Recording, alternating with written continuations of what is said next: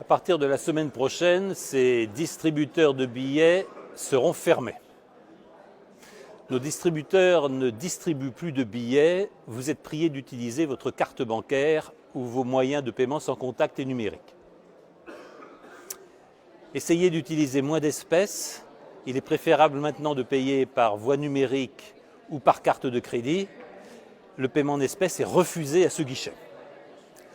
Ces avertissements se multiplient, ils entrent en résonance avec les propos de Christine Lagarde, présidente de la Banque centrale européenne, annonçant la naissance pour très bientôt d'une monnaie digitale de banque centrale et mettant en garde les Européens contre la détention et l'utilisation des espèces.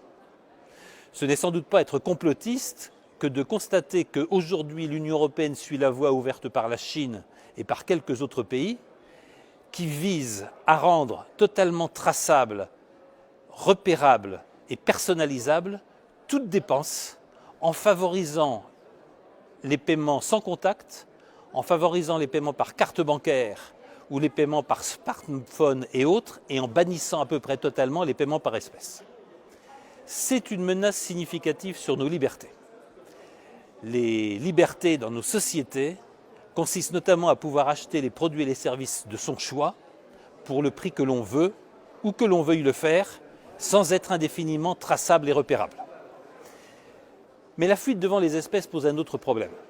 Et ce problème, c'est tout simplement celui de la confiscation de l'épargne, celui de la limitation des retraits, celui de la capacité des pouvoirs publics, et en l'occurrence de la Banque centrale européenne à tout moment, de dire que vous n'êtes plus en charge et vous ne disposez plus librement de votre épargne, de vos capitaux investis, de votre portefeuille boursier, etc., etc.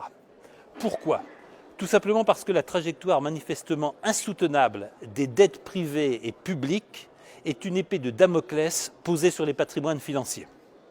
Tout simplement aussi parce que les pratiques de collatéralisation des banques, le fait que pour continuer à pouvoir prêter, continuer à pouvoir faire crédit, même quand les taux d'endettement atteignent des niveaux insoutenables, les banques ont pris des gages sur à peu près tout ce qui est du monde financier.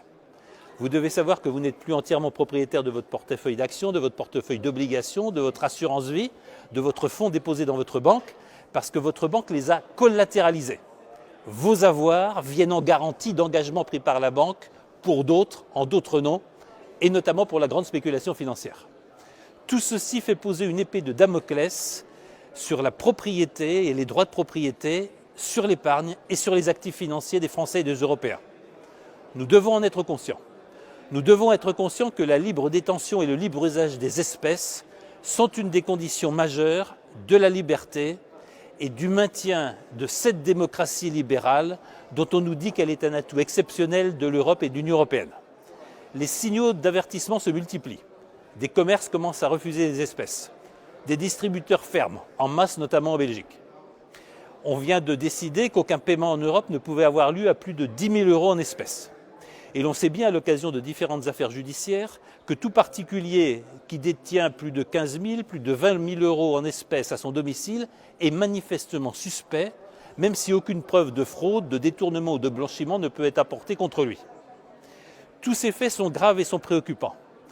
Les espèces, c'est la liberté d'acheter les produits et les services de son choix, où qu'on le veuille et dans les conditions qu'on le veuille. Si nous devions aller sur la voie chinoise du paiement sans contact, du paiement numérique imposé de fait, nous serions sur la voie d'un contrôle accru de la population, d'une restriction nouvelle de la propriété, d'une restriction nouvelle de nos libertés et peut-être d'une confiscation de notre épargne et de nos patrimoines.